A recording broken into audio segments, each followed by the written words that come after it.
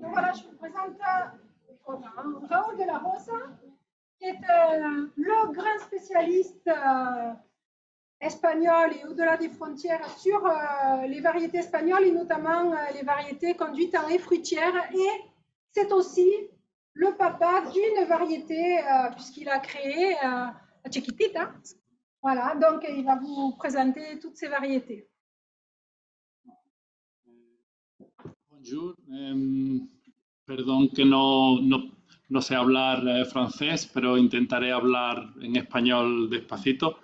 Primero quería agradecer a France Olive y especialmente a Elena el haberme invitado para estar aquí hoy y para hablar sobre nuestro trabajo. Yo pertenezco a un instituto de investigación, el CSIC, en España. Sí. En el sur de España, en Córdoba, supongo que algunos de ustedes lo conocerán, y yo me dedico sobre todo a nuevas variedades de olivo, pero en España hoy día todas las preguntas, todas las consultas que nos vienen sobre nuevas variedades de olivo, el 90% son sobre olivar en seto, ¿vale? ¿Por qué? Fundamentalmente por la mano de obra. En España cada vez hay un problema mayor para encontrar mano de obra para la recolección del olivar. Es por eso que todo el mundo está pensando siempre en el sistema en seto por su ahorro de mano de obra. Como voy a hablar de variedades, lo primero que quería es presentarles el banco de germoplasma mundial de olivo que hay en el IFAPA, en España, en otro instituto donde yo he trabajado hasta hace poco, donde hay 720 variedades diferentes de todo el mundo, incluyendo muchas de las francesas. Sí, un poquitín, pero yo creo que muchas de ellas, muchas de las francesas están allí contenidas. Entonces, aquello les invito a que vayan porque justo ahora es un festival de colores, de formas, de árboles distintos, de formas. Incluso hacemos una jornada de cata para intentar revitalizar variedades antiguas que casi se han perdido y que hoy día tienen poco interés. También lo digo para que piensen que no solo vamos al olivar seto, súper intensivo, más moderno, sino que también intentamos conservar el patrimonio genético del olivo y promover que los agricultores españoles o de otros países pues lo usen. Pero estas variedades, todas ellas, incluyendo todas las que ha dicho Elena, tienen un problema. Son variedades centenarias. Todo el mundo lo sabe, que hay olivos de Olivier, el Lux, Picholín de Languedoc, etcétera, olivos centenarios. Entonces, estas variedades las obtuvo el agricultor hace muchísimos años, cuando la olivicultura era así o incluso más antigua. Entonces, son variedades que se han obtenido para otro sistema de cultivo distinto del actual. En general, son variedades muy vigorosas. Sin embargo, la nueva olivicultura, gran parte, como digo, de los nuevos sistemas de cultivo son mucho más automatizados. Yo creo que todo el mundo conoce la cosechadora porque aquí se usa mucho en viña, pues exactamente la misma cosechadora es la que se usa en olivo. Ahora ya existen modelos modernos solo para olivo, pero hasta hace poco las cosechadoras de aceituna eran exactamente las mismas que las de viña. Lo que ocurre es que todas estas 700, 1000 variedades que existen en el mundo, muy pocas se adaptan a este sistema porque fueron obtenidas para este otro y son demasiado vigorosas. Por eso, tanto en el IFAPA como en el CSIC, donde yo trabajo, tenemos un programa de mejoramiento genético. En ese programa lo que hacemos es polinizar, cogemos polen de una variedad que se usa como padre y polinizamos flores de otra que se usa como madre. Germinamos las semillas e intentamos seleccionar, por un proceso que es muy largo, variedades que se parezcan a un padre por una causa, por ejemplo, adaptación al cultivo en seto, y a otro padre, pues posiblemente por otra característica como resistencia a enfermedad, calidad de aceite, etc. No voy a aburrir mucho sobre el proceso, es un proceso que dura mucho tiempo. Obtener una nueva variedad de olivo dura entre 15 o 20 años. Luego, entonces, el primer mensaje es que cuando le hablen de una nueva variedad, como nuestras chiquititas, chiquitita 2 u otras que hay, siempre hay que ir con cautela, ¿vale? Porque es un proceso muy largo el obtener una variedad y ver realmente cómo funciona.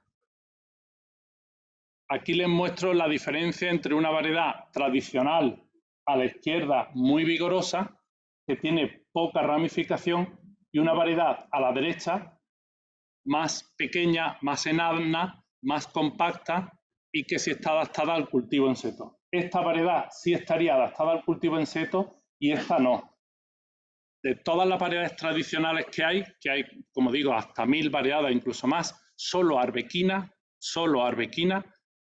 tiene este porte. Yo personalmente no he encontrado ninguna otra variedad que se pueda adaptar bien al seto. Arbosana es hija de arbequina. ¿Vale? O sea, arbosana, la mitad de los genes de arbosana son de arbequina. ¿Vale? Entonces, eso es un problema como luego comentaré. Eso era un esquema, digamos, virtual. Ahora vamos a la realidad. Manzanilla cacereña es una variedad del oeste de España, ¿vale? Que ahora tiene importancia. Hay gente que la usa para olivar en seto, pero tiene un porte muy abierto. Y al lado tenemos arbequina, ¿vale? Arbequina se ve el porte compacto y, sin embargo, manzanilla cacereña, aquí se ve un detalle del interior de la copa que tiene menos ramificación. El interior de la copa en manzanilla cacereña está vacío. Luego, entonces, formar una copa compacta es muy difícil. Eso posiblemente ocurra en la mayoría de las variedades. En España también hay gente que quiere cultivar hojiblanca. ¿Conocéis hojiblanca? Hojiblanca es una variedad, para mí es la variedad con el mejor aceite que existe. Y la gente cultiva hojiblanca en seto. Pero hay que tener siempre presente que si yo cultivo manzanilla cacereña o cultivo hojiblanca, voy a perder cosecha, porque la producción de un seto de estos es mucho menor que la de arbequina. Es decir, si yo quiero cultivar una variedad francesa, como Olivier en seto, yo puedo cultivarla. Pero si elijo cultivar Olivier, voy a tener la mitad o menos de producción que arbequina. Esto siempre hay que pensarlo. Y cada agricultor lo que tiene que hacer es decidir qué es lo que quiere hacer. Yo no vengo aquí a imponer nada, sino a dar criterios de ventajas o inconvenientes de cada sistema y de cada variedad. Como saben, el olivar en seto, la recolección es totalmente mecanizada. Por lo tanto, la recolección no es un problema porque ya está más o menos resuelto. Entonces, el mayor problema del olivar en seto es la poda, ¿vale? Es la operación más costosa y más difícil. Si no se hace bien la poda, el olivar en seto puede empezar a no producir y yo he visto ejemplos en Andalucía que ha habido que arrancar el olivar en seto porque no se ha podado bien, ¿vale? Entonces es muy importante saber de las variedades qué necesidad de poda tienen. Esto es un ensayo, está hecho en... Este ensayo está hecho en Extremadura, en el oeste de España. Aquí veis arbosana y chiquitita, son dos variedades. Arbosana, ya la ha comentado Elena, chiquitita es una variedad de nuestro programa de mejora, necesitan poca poda. Hemos desarrollado otra variedad que se llama chiquitita 2 y también necesita poca poda. Sin embargo, Martina, que es una variedad de nuestro programa de mejora, Koroneiki y Arbequina necesitan más poda, ¿vale? Martina y Koroneiki tienen mejor aceite, pero necesitan más poda. Por eso he dicho que no existe variedad perfecta, hay que buscar ventajas e inconvenientes y decidir qué variedad necesito yo plantar. Por eso, un parámetro que nosotros hemos empezado a usar y que es muy importante es el equilibrio entre el crecimiento vegetativo, el crecimiento en madera del olivo y la fructificación. Chiquitita y arbosana tienen un porcentaje que nosotros consideramos óptimo entre producción y vigor. Crece suficiente y después produce mucho. Lecheana, arbequina y Koroneiki tienen demasiado crecimiento y poca producción, ¿vale? Y Oliana tiene demasiada producción y poco crecimiento. Luego, esa variedad se queda un poco más pequeña. Oliana es otra variedad de un programa de mejora de una empresa privada de Agromillora.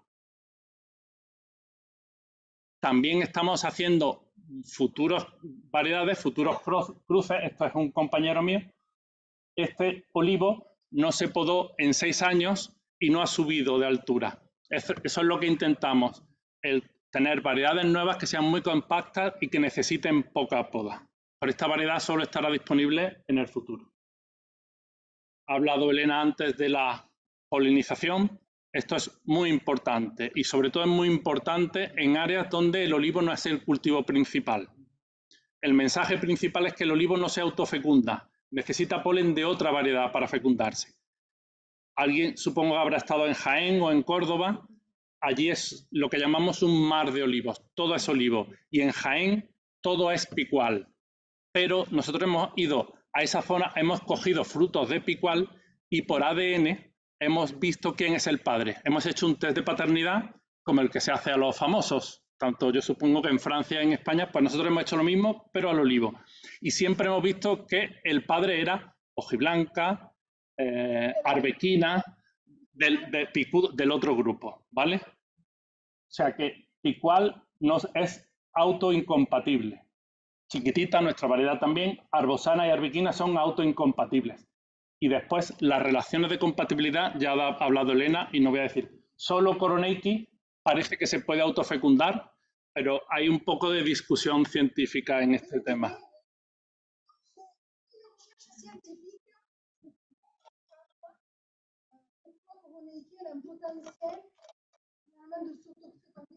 Alors qu'on dit, je vois des auditeurs qui me font, eh oui, je te le disais, mais oui, mais c'est antinomique avec ce qu'on a vu dans la recherche. No. Vale.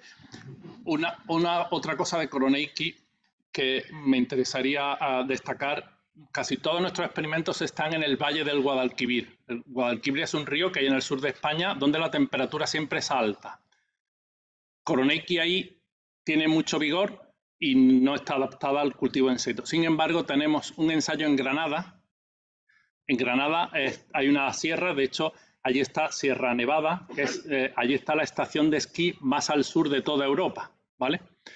De hecho, incluso cuando hay todavía nieve, hay gente que va a tomar el sol porque hay unos contrastes muy grandes de temperatura.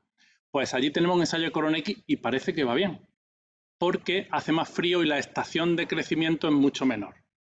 Con eso, otro de los mensajes principales que yo quería traer aquí es que las variedades se comportan en cada sitio de una manera distinta. Mi experiencia en Andalucía, aquí puedes tener una idea, pero no es definitiva. Las variedades de las que hablo, arbequina, arbosana, chiquitita, oliana, lechana, que hablaré ahora después, hay que ensayarlas en las condiciones de aquí del sur de Francia porque son muy distintas a las de Andalucía y eso es muy importante. Bueno, esto es simplemente para que veáis cómo vuela el polen en Andalucía. Hay mucho, esto es una nube, eso que se ve amarillo es una nube de polen. Es decir, el polen vuela muchísimo, por tanto, en zonas donde hay muchos olivos, la polinización no es un problema, pero si hay mucha humedad, mucha lluvia, pocos olivos, sí puede serlo. No. Producción, lógicamente, un dato muy importante es saber si la variedad es más o menos productiva. Entonces hay gente que me pregunta, ¿chiquitita es más productiva que Coroneiki o que arbosana? Digo, depende. Depende de dónde la cultivo. Aquí tenemos Córdoba, está en el sur de España, Badajoz está en el oeste. Pues la producción varía mucho de un sitio a otro. ¿Cómo es aquí en el sur de Francia? Hay que ensayar. ¿Cuál de estas variedades es mejor? No lo sé. Yo sé que todas son buenas, pero ¿cuál es la mejor? Habría que hacer un ensayo, ¿vale? Voy a poner más casos de otros sitios para que vean ustedes que dependiendo de dónde se haga el ensayo, la producción y el comportamiento es distinto. Esto es en Toledo. Toledo, que fue la antigua capital de España, está justo en el centro de la península ibérica. Y aquí, sin embargo, arbosana y Coroneiki parecen ser las mejores, ¿vale? Que antes no lo eran. y chiquitita es un poco peor, ¿vale? Por eso esta situación aquí hace más frío. Entonces, esa situación de frío pues ha favorecido a Arbosana y a Coroneiki. Luego, otro dato muy importante es el índice de becería, que varía mucho de una variedad a otra. Luego contaré algo más. Este ya es un ensayo en Bari, en Italia, ¿vale? Allí en Italia no les gustan las variedades españolas, entonces han probado muchas variedades italianas para ver si alguna se adapta al seto. Conclusión general, ninguna se adapta al seto, ¿vale? Aquí tienen Arbequina y Arbosana, fíjense qué producción, y Coroneiki. El resto son todas italianas y no se adaptan. Pero es por eso, porque solo Arbequina y un poco, a veces Coroneiki, son las variedades que se adaptan al seto. El resto, en España hay cientos y cientos de variedades y ninguna se adapta al seto, ¿vale? En Sicilia, lo mismo. Coroneiki, fijaros qué producción, y muchas otras variedades, ninguna tiene una producción suficiente. Y la última en Chipre, igual, Catodris, Kirou intentaron utilizar estas variedades de griegas o turcas, tampoco, ¿vale? Es decir que, de todas maneras, yo no digo que no haya que ensayar. Yo, incluso para demostrar que no sirven, sería interesante ensayar las variedades principales de aquí de Francia por ver su comportamiento. Como he dicho antes, la alternancia, yo creo que eso más o menos todo el mundo está familiarizado en olivo. Si vemos un olivo con muchos frutos pero sin crecimiento, a mí ese olivo no me sirve porque el año siguiente no va a tener frutos. Este olivo tiene muchos frutos y tiene crecimiento, aquí saldrán las flores del año siguiente. Luego, este olivo tendrá una alternancia muy grande, fruto o no fruto, un año sí, otro no, y este olivo tendrá una producción más estable. Sí sabemos que genéticamente las variedades que se adaptan al seto tienen genéticamente una producción más continua. Y las variedades que están más tradicionales, la producción eso ocurre aquí también, ¿no? La becería, alternancia, ¿vale? Changlor real y picual, ven ustedes la producción sube y baja. La Martina, Arbequina, Arbosana son variedades de seto y tienen becería, porque eso es del olivo, pero más suave, ¿vale? Entonces, cuando le digan que el olivar en seto produce más que el olivar intensivo, mi opinión personal es que eso no es verdad. La ventaja del olivar en seto es recolección mecanizada y producción más constante. Esas son las ventajas desde mi forma de ver del olivar en seto. Quien le interesa esa ventaja debe de usar olivar en seto y quien no. Otra desventaja es que la calidad de los aceites son más planos o más homogéneos, ¿no? Pero, como digo, todo tiene ventajas e inconvenientes. Otra fotografía de lo mismo, aquí ven ustedes, más o menos, al final siempre hay algo de becería, pero todas estas variedades, Arbequina, Arbosana, Coroneiki, Oliana y Chiquitita, tienen un comportamiento homogéneo. Lechiana es otra variedad que tiene una calidad de aceite excepcional, muy bueno, pero su inconveniente es que es más alternante. Vuelvo a decir, insisto, insistiré 1000 veces, todas las variedades tienen ventajas e inconvenientes. El rendimiento graso, tampoco. Otro mensaje es que alguien me pregunta, ¿cuánto rendimiento graso tiene tu variedad? Digo lo mismo con la producción, depende. Aquí tienen 5 localidades de Andalucía. Andalucía es muy bonita, yo les invito a que la vean. Antequera y Baena son sitios típicamente olivareros del interior. Cibraleón es de Huelva, en el oeste, donde casi no hace frío. Úbeda es otra región de Jaén muy olivícola y Tabernas está en el desierto. De hecho, algunos western italianos se filmaron en el desierto de Tabernas porque es una zona muy desértica, típica como el oeste americano. Y ven que el rendimiento graso de una variedad puede variar mucho de un ambiente a otro. Por lo tanto, simplemente insistir en que hay que evaluar este carácter, siempre el rendimiento graso en fruto seco, ¿vale? Para caracterizar una variedad, nunca usar el rendimiento graso en fruto húmedo, en fruto fresco, siempre en fruto seco, porque la humedad puede subir y bajar. Un carácter muy importante es en qué momento recojo la aceituna. Quizás en vid sí hay variedades más tempranas o más tardías, en olivo no. en olivo, el momento de la recolección depende de las condiciones ambientales, simplemente. Cuando empieza a hacer frío, el olivo entra en reposo y se para. Aquí ven el momento óptimo de recolección, está siempre entre el día 300 y 320, es cuando se para de acumular el aceite. 305 es el 1 de noviembre, 320 el 16 de noviembre. Sobre ese momento casi todo el aceite está ya hecho y se puede recoger. No hay variedades, hasta donde yo sé, que generen el aceite antes y otra después, prácticamente todos la generan a la vez. Y luego, esta diapositiva para mí es muy importante, no es mía, es de un laboratorio privado que tiene miles de muestras de rendimiento todos los años. Entonces le hemos pedido, no es científico, no es estadístico, pero está basado en miles y miles de muestras de rendimiento de una zona de Andalucía. Y aquí ven de varias campañas desde el 2020-21, 21-22, 22-23, 23-24, cómo el rendimiento de las muestras que ellos van analizando sube, pero en diciembre, a mediados de diciembre ya se estabiliza y prácticamente no existe subida de rendimiento, ¿vale? Y eso hecho para miles de muestras de una región.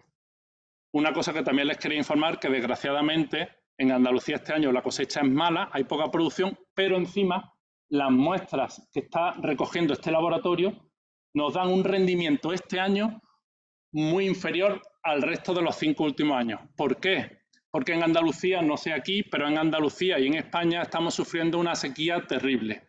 Y eso también, aparte de reducir la cosecha, reduce el rendimiento de la poca aceituna que hay.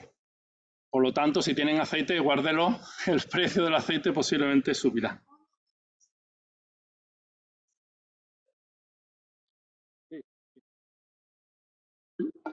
Esto es solo por el agua. El único factor aquí limitante, el único factor aquí limitante ha sido el agua. Ya otro aspecto es el aceite de oliva. Se sabe la diferencia entre aceite de oliva y aceite de oliva virgen extra. El aceite tiene varias categorías. Siempre nosotros trabajamos con el virgen extra, que es el que tiene las propiedades saludables. Y un aspecto muy importante es la estabilidad, sobre todo ahora, si queremos guardar el aceite mucho tiempo para venderlo luego más tarde, tenemos que pensar en la estabilidad. La estabilidad depende de dos parámetros. Uno es la composición acídica y otro es el contenido y composición de fenoles. Aquí tienen el linoleico, no es el mayor ácido graso, pero es el responsable de la oxidación, ¿vale? Aquí hay una variedad en concreto salonenque, es francesa, pero tiene mucho linoleico, tiene un aceite muy poco estable. Lo siento, pero arbequina también y muchas otras, no es solo ella. Pero nosotros vamos buscando variedades como Picual. Fijaros, Picual muy estable en 3 países distintos, ¿vale? O sea que eso es lo que vamos buscando, variedades como Picual que tengan aceite muy estable, que pueda ser virgen extra durante mucho tiempo, da igual donde lo cultive. No es fácil. El aceite de arbequina, como ven, es muy, muy inestable. También pero bueno, si quiere a la próxima diapositiva, con arbequina solo se explica mejor. También una variedad se influye mucho en la cantidad de linoleico y la estabilidad se influye mucho por el ambiente. Úbeda es una localidad típicamente de olivo de Andalucía, de Jaén. Gibraleón está en la península, pero está más al oeste y es un clima más templado. Tenerife en Gran Canaria, ¿lo conocéis? Tenerife y Gran Canaria, es un placer trabajar allí. Son las Islas Canarias que están en un clima subtropical, ¿vale? Entonces, el clima subtropical, en cierta medida, nos puede hacer prever qué es lo que va a pasar en la península ibérica con el cambio climático. Y vemos que el contenido en ácido linoleico va a subir. Es decir, vamos a tener en Andalucía, sobre todo, aceites menos estables y conforme avanza la temperatura durante la lipogénesis, que es el periodo de acumulación de aceite. Últimamente, en Andalucía, en septiembre, octubre, no nos ponemos ni vamos en camiseta. Tenemos. Sí. Entonces, es posible que el cultivo del olivo vaya subiendo. Eso crea una oportunidad para Francia. Es decir, posiblemente Francia cada vez, sobre todo el sur de Francia, cada vez sea un territorio más óptimo para el cultivo del olivo, ¿vale?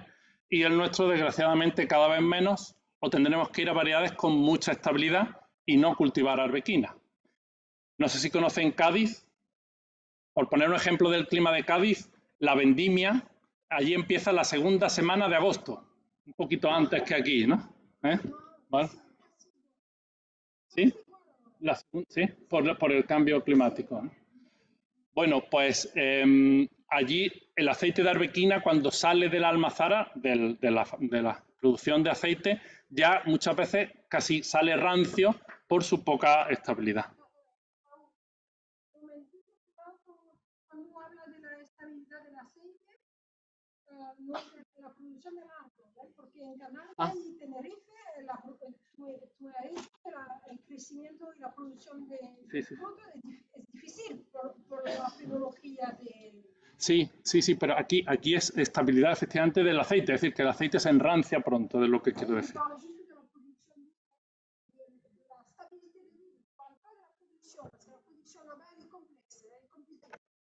Después, otro tema, el otro componente son los fenoles. Esto es un tema muy complejo. Existe la posibilidad en la Unión Europea de poner en la etiqueta del aceite alto contenido en fenoles, pero es un tema todavía muy oscuro, ¿vale? Muy oscuro. No está nada de claro. Por ejemplo, siempre se ha dicho que arbequina tenía menos fenoles que picual. Nosotros hemos hecho un análisis muy concienzudo de unos compañeros especialistas en fenoles y hemos visto que tienen el mismo, picual y arbequina tienen el mismo contenido en fenoles. Lo que varía es su composición. Aquí en cada color está un componente, un fenol distinto. Fenol no son todos iguales, sino que componentes químicos de los fenoles hay muchos, ¿vale? Entonces, arbequina tiene una composición muy distinta de picual. Eso hace a picual más estable que arbequina, ¿vale? La única variedad realmente que nosotros conocemos con altos fenoles es coratina, que es una variedad italiana. En definitiva, aquí el mensaje es que todavía el tema de los fenoles es complejo.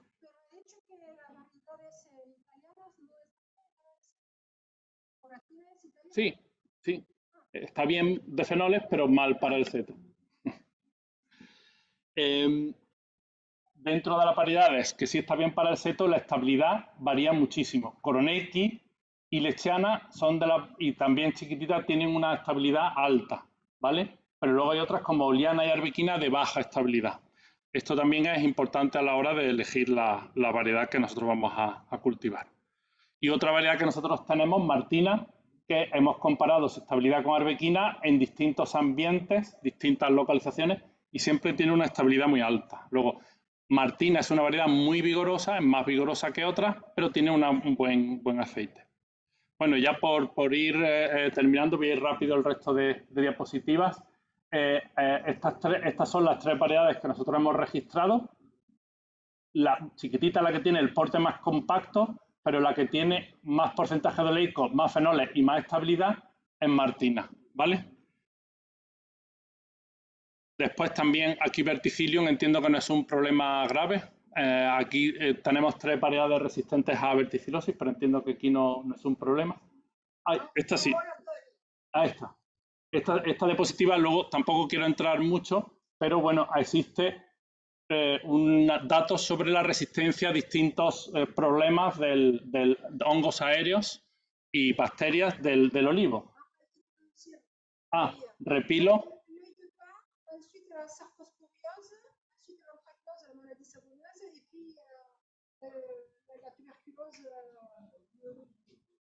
En general, la más resistente es Koroneiki, pero en general casi todas las variedades son susceptibles a estos hongos. Eso yo creo que aquí puede ser un problema grave y hay que pensar antes de poner un olivar en seto sobre este problema. Xylella fastidiosa, han oído hablar, yo creo que aquí en algún momento ha habido algún brote que ya se ha erradicado, igual que en España.